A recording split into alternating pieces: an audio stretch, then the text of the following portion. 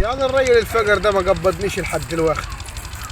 السلام عليكم يا شوشتوه. بركاته. عامل ايه يا حاج؟ لا الحمد لله. اخبارك ايه؟ تمام الحمد لله. انت عامل ايه؟ كل عام طيب. وانت طيب. عامل ايه انت؟ والله الحمد لله تمام.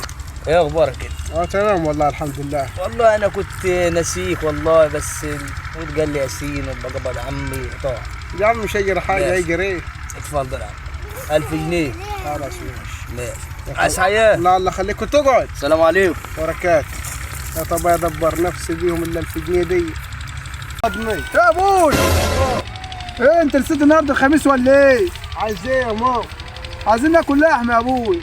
خد يا ماما من هالكيلو يا ماما. ان شاء الله الكيلو اللحم بتاعك ده يكفي 8 ولا 7 ويا في البيت عندنا.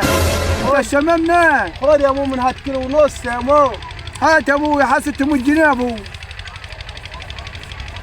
خد 600 يا ماما.